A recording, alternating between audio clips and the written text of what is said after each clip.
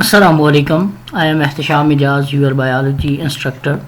आज का जो हमारा टॉपिक है वो क्लास फर्स्ट ईयर बायोलॉजी से हमने ऑब्जेक्टिव टाइप शुरू किया हुआ है।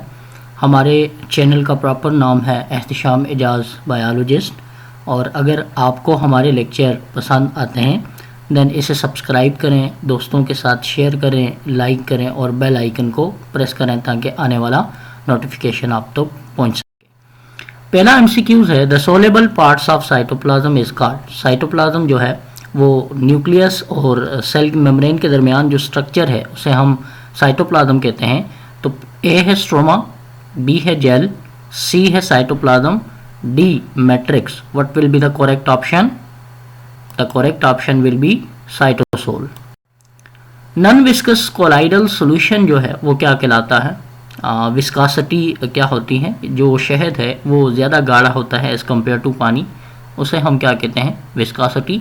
तो विस्कस यानी साइटोप्लाज्म को हम फर्दर दो कैटेगरीज के अंदर डिवाइड करते हैं, there is insoluble parts and there is soluble part. Soluble parts को फिर दो फर्दर डिवीजन में डिवाइड किया जाता है, true solution and colloidal solution. Colloidal solution further दो डिवीजन में डिवाइड किया जाता है, sol and gel. So A sol, B gel, C cytosol, D stroma. What will be the correct option? Sol is a correct option. Cytoplasm is a site for certain metabolic process such as A Krebs cycle, B glycolysis, C Calvin cycle, D oxalate cycle. What will be the correct option? Glycolysis is correct option. Now gel is a dash colloidal solution. A non-viscous, B sol, C viscous, D none of these. What will be the correct option? Correct option will be viscous.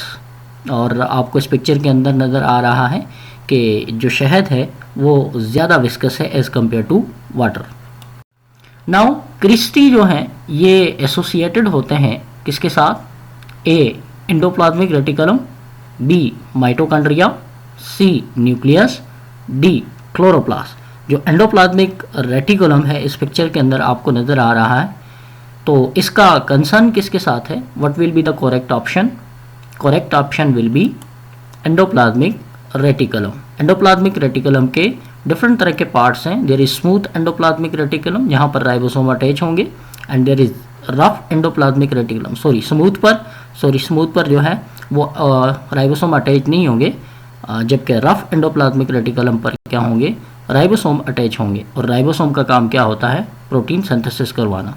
तो आपको नज़र आ रहे हैं यहाँ पर ribosome attach हैं। So thanks for watching.